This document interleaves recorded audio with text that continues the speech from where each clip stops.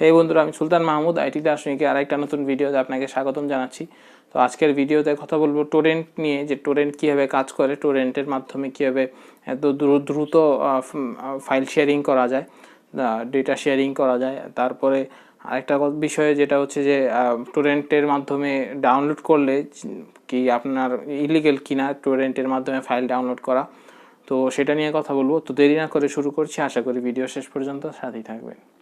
তো বন্ধুরা, Torrent data শেয়ারিংয়ের আসলে অনেক জনপ্রিয় একটা ওয়ে, যেভাবে মানুষ বেশিরভাগ মানুষ ডেটা শেয়ারিং করে থাকে। দেখা গেছে যে কন্টেন্ট কনজিউমিং, বিভিন্ন এন্টারটেনমেন্ট, আসলে অনেক একটা ভালো একটা টুল, অনেক জনপ্রিয় একটা টুল হিসেবে টোরেন্টকে ব্যবহার করা হয়। তো তারপরে বলি যে আসলে টোরেন্টের মাধ্যমে এত স্পিডে কীভাবে ডাউনলোড করা যায় ফাইল, তার আপলোড এবং মূলত আসলে ডাউনলোড করার জন্যই ব্যবহার করে থাকি আমরা টোরেন্টটা। তো কীভাবে এটা হয়, তো সেটা নিয়ে কথা বলছি। তো টোরেন্টটা আসলে আসে হচ্ছে একটা টোরেন্ট ফাইলের মাধ্যমে।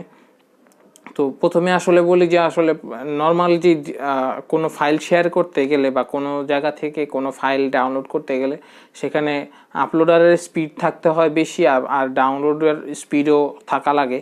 তো সেটার একটা বিষয় যে আপনি যদি কাউকে কোনো ফাইল শেয়ার করতে চান, তাহলে আপনার একটা সার্ভার থাকে, একটা ক্লায়েন্ট থাকে। তো সার্ভারে আপনার ফাইলটা আপলোডেড থাকে, আর ক্লায়েন্ট আপনার সেই ফাইলটা ডাউনলোড করে।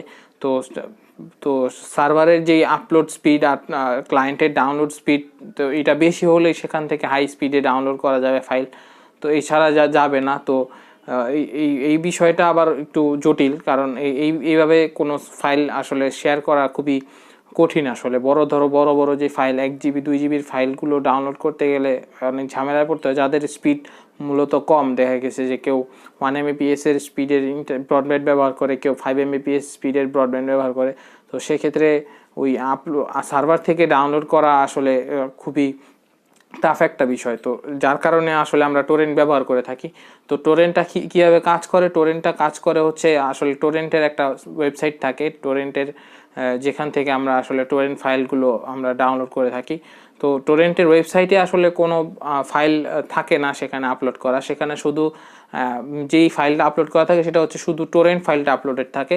তো সেই টোরেন্ট ফাইলের মধ্যে কি থাকে, টোরেন্ট ফাইলের মধ্যে সেই ট্র্যাকার থাকে। আসলে সেই ওয়েবসাইটের মাধ্যমে আসলে ট্র্যাক করে থাকে যে কীভাবে কোথা থেকে কি ডাউনলোড হচ্ছে, আর সেই ফাইলের যেই ডিটেলস থাকে, সেই ফাইলের ইনফরমেশনগুলো থাকে। তো মূল ফাইলটা কার কাছে থাকে, তো মূল ফাইলটা থাকে হচ্ছে আপলোডারের কাছে। যেই টোরেন্টটাকে আপলোড করছে সে কি করে, সে ওই ফাইল থেকে একটা টোরেন্ট জেনারেট করে। সেই জেনারেট করা টোরেন্টটা সেই টোরেন্ট ওয়েবসাইটে আপলোড করলে পরে যে আরেকজন যে ডাউনলোডার সেই ফাইলটাকে ডাউনলোড করে থাকে সেই টোরেন্ট ওয়েবসাইট থেকে।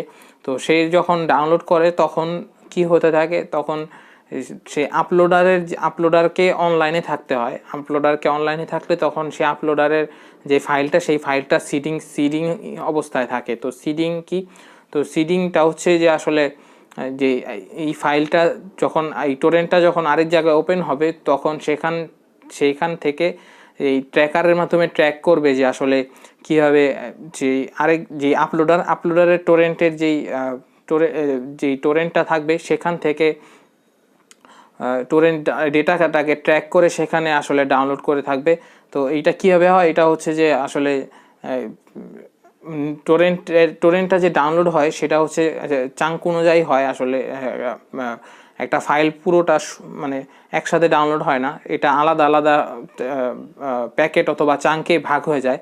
তো সেই চাঙ্ক অনুযায়ী আসলে ডাউনলোড হতে থাকে। আপনি যখন টোরেন্টে ডাউনলোড করবেন বা ডাউনলোড করতে থাকবেন, তখন আপনি দেখবেন যে নিচে আপনার যেই ফাইলের যেই স্ট্যাটাস, যেই টোরেন্টের যেই স্ট্যাটাস, সেখানে আপনার দেয়া থাকবে যে অ্যাভেলেবল চাঙ্ক দেওয়া থাকবে বা অ্যাভেলেবল প্যাকেট দেওয়া থাকবে। তো সেখানে যেই একটা বার থাকে, সেখানে আলাদা আলাদা করে দাগ দেওয়া থাকে। তো যেই দাগগুলো আসলে কালার থাকে, তো সেইগুলো আসলে অ্যাভেলেবল থাকে। আর যেগুলো মানে একটা টোরেন্ট যখন কিছু অংশ ডাউনলোড হয়, তখন সেইগুলো আস্তে আস্তে অ্যাভেলেবল থাকে। তো আর যে সাদা অংশগুলো, সেই সাদা অংশগুলো আসলে আনঅ্যাভেলেবল থাকে। তো এই আনঅ্যাভেলেবল অংশগুলো আসলে বিভিন্ন জায়গা থেকে আসলে ডাউনলোড করা হয়। তো প্রথমে তো আসলে আপনি যখন প্রথম একজন ডাউনলোডার দেখা গেছে একটা ফাইল নতুন আপলোড হয়েছে, তখন আপনি এটা সাথে সাথে ডাউনলোড দিলেন, তখন সেটা কি হবে, সেটা আপলোডারের কাছ থেকে ডাউনলোড হবে। আর পরে দেখা গেছে যে যেসব ফাইল অনেক দেখা গেছে বেশি সিড থাকে, তো বলা হয় যে বেশি সিড যেসব ফাইল টোরেন্টে আছে সেই সব টোরেন্ট ডাউনলোড করতে বলা হয়ে থাকে, এটা রেকমেন্ড করে থাকে যারা আসলে এক্সপার্ট। তো এটা কেন করা হয়, এটা হচ্ছে যে আসলে যারা দেখা গেছে যে এই ফাইলটা যারা ডাউনলোড করছে, তখন দেখা গেছে আপনি নতুন একজন এই একটা ফাইলে দেখা গেছে 100 বা 200 সিটস চলছে, তো তখন হয় কি যে আপনি যখন ওই ফাইলটা ডাউনলোড দেন, তখন দেখা গেছে যে সে 100 বা 200 জন একসাথে এই ফাইলটা ডাউনলোড দিচ্ছে। তো ডাউনলোড দিলে তখন কি হয়, আপনার দেখা গেছে যে কারো কারো 20% হয়েছে, কারো 50%, কারো 30%, কারো 10%। তো এরকম হইলে কি হয় যে অ্যাভেলেবল সবাই একরকমভাবে ডাউনলোড করে না। যে আগেই বলেছি যে এটা চাঙ্ক অনুযায়ী ডাউনলোড হয়। দেখা গেছে যে কারো শেষের অংশ, কেউ যদি একটা ফাইল ডাউনলোড করে, তো তার শেষের অংশটা আগে ডাউনলোড হচ্ছে আবার প্রথম অংশটা ডাউনলোড হয়েছে, কিন্তু মাঝখানের অংশগুলো বাকি রয়ে গেছে। তো তখন সেই টরেন্টের যে ট্র্যাকার, সেই ট্র্যাকারের মাধ্যমে সে আবার আরেক জায়গায় চেক করে যে কার মাঝখানের অংশগুলো ডাউনলোড হয়েছে আর শেষের অংশগুলো ডাউনলোড হয় নাই। তখন সে তার সাথে সে ম্যাচ করে, সেই ম্যাচ করলে সেখান থেকে সেই প্যাকেটগুলো বা চাঙ্কগুলো, যেই ডেটার যে চাঙ্কগুলো, সেইগুলো সে সেখান থেকে ডাউনলোড করে থাকে। তো এইভাবে আসলে কাজ করে। দেখা গেছে আপনার 50% হয়েছে, আবার আরেকজনের 20% হয়েছে। তো আরেকজন যখন নতুন ডাউনলোড দিবে, তখন আপনার থেকে সেই প্যাকেটগুলো ডাউনলোড হবে, আপনার থেকে আপলোড হবে, আবার যে আরেকজন যে ডাউনলোড দিচ্ছে সে তার থেকে আপলোড হবে। তো তখন যদি আপলোডার অনলাইনে নাও থাকে, দেখা গেছে আপলোডারের কম্পিউটার কোনো কারণে অফ আছে যে, বা আপলোডার অনলাইনে নাই, তো তখন সেক্ষেত্রে যারা অন্য কেউ যখন সেটা ডাউনলোড দিয়ে থাকে, তখন তার থেকেও সেই অংশগুলো ডাউনলোড হয়ে থাকে। বা অনেকের দেখা গেছে যে সে ডাউনলোড হয়ে গেছে 100%, তখন তার থেকে আবার অন্য ইউজাররা যে এই ফাইলটা ডাউনলোড করছে, তখন তারাও এই ফাইলটা ডাউনলোড করতে থাকে। তো এইভাবেই আসলে কাজ করতে থাকে টোরেন্ট। তো যা আবার বেশিরভাগ দেখা গেছে অনেক ওয়েবসাইটে দেখবেন যে দেখা গেছে অনেকে সিডিং করতে বলে অনেক দিন, দেখা গেছে অ্যাটলিস্ট 48 ঘন্টা সিড করতে বলে, অনেকে বলে সিড ফর এভার। তো এই সিডিংটা এই কারণে হয়ে থাকে যে যাতে আপলোডার যদি অনলাইনে না থাকে, তাহলেও সেক্ষেত্রে যাতে অন্য ইউজাররা এই ফাইলটা ডাউনলোড করতে পারে। তো আরেকটা বিষয় আছে যে অনেকে বলে থাকে যে ওয়েবসাইটের যে টোরেন্ট ওয়েবসাইটে ইউজার থাকে, তো অনেক টোরেন্ট ওয়েবসাইটে বাউন্ড ইউজার থাকে, যে দেখা গেছে যে সেখানে লগ ইন করতে গেলে ইনভিটেশন দরকার পড়ে। তো সেই ইনভিটেশনের কারণে আসলে তো এইসব ওয়েবসাইটে দেখা গেছে যে পয়েন্ট হিসাব করা থাকে, যে আবার রেশিও হিসাব করা থাকে, যে কে কতখানি আপলোড করছে, কে কতখানি সিডস করছে, সে অনুযায়ী রেশিও থাকে। তো এই রেশিওটা কমে গেলে দেখা গেছে যে টোরেন্ট ডাউনলোড করা, তো সেই ইউজারকে ব্যান করে দেওয়া হয়। তো সেক্ষেত্রে আসলে অনেকে রেশিও মেনটেন করে চলতে চায়। তো সেই রেশিওটা মেনটেন করতে হলে আসলে আপনার রিয়েল আইপি থাকতে হবে, আপনার যে ডাইনামিক আইপি বা শেয়ারিং আইপি থাকলে হবে না।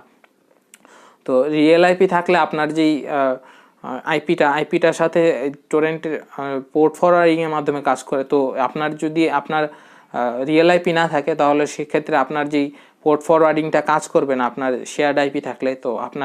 তো এই বিষয়টা আবার মাথায় রাখা উচিত। তো তারপরে বলি যে মেইন কথা সেটা হচ্ছে যে টোরেন্ট কি ইলিগেল কিনা। তো আমি বলছি যে টোরেন্ট আসলে ইলিগেল না। টোরেন্ট একটা জনপ্রিয় একটা টুল আসলে ডেটা শেয়ারিংয়ের জন্য। তো এটা ইলিগেল না। তবে টোরেন্টের মাধ্যমে যে অনেক ওয়েবসাইটে দেখা গেছে যে কপিরাইটেড আইটেম দেওয়া থাকে, কপিরাইটেড কন্টেন্ট দেওয়া থাকে, দেখা গেছে কারো মিউজিক, কারো মুভি, নাটক, ওয়েব সিরিজ, যেসব আসলে কন্টেন্ট ফ্রি না আসলে ইন্টারনেটে, যেগুলো আসলে কপিরাইটেড কন্টেন্ট, সেগুলো আসলে যদি আপনি ডাউনলোড করতে যান, তো সেক্ষেত্রে আপনার সেটা ইলিগাল। তো সেগুলো আসলে ডাউনলোড না করা ভালো। তো আর এটা হচ্ছে যে আপনার যদি ডাউনলোড করে থাকেন, তাও সেক্ষেত্রে আপনার সেই যে দেশে ডাউনলোড করছেন সেই দেশে যে কপিরাইট আইন আছে, সেই আইন অনুযায়ী যদি আপনি ধরা পড়েন, তাহলে সেক্ষেত্রে আপনার সাজা হতে পারে, যে যেই দেশের আপনি আইন লঙ্ঘন করছেন সেই দেশের আইন অনুযায়ী আপনার জরিমানা হতে পারে, বা জেল জরিমানা অনেক কিছু হতে পারে। তো সেক্ষেত্রে এই কপিরাইটেড আইটেম আসলে কন্টেন্ট টোরেন্ট থেকে ডাউনলোড না করা উত্তম। তো এটা আমার পরামর্শ থাকবে। তো বন্ধুরা, এই ছিল আসলে টোরেন্ট সম্পর্কিত যাবতীয় তথ্য। আমি আশা করি যে আপনারা বুঝতে পেরেছেন যে আসলে টোরেন্ট কীভাবে কাজ করে। তো যদি ভিডিওটি ভালো লেগে থাকে তাহলে লাইক এবং শেয়ার করতে ভুলবেন না। আর যদি চ্যানেলটি সাবস্ক্রাইব করে না থাকেন তাহলে অবশ্যই চ্যানেলটি সাবস্ক্রাইব করে নেবেন। আর যদি আপনার কোনো প্রশ্ন বা পরামর্শ থাকে তাহলে সেটা কমেন্টে আমাকে জানাতে পারেন। আজ এ পর্যন্তই, দেখা হবে পরবর্তী ভিডিওতে। আল্লাহ হাফেজ।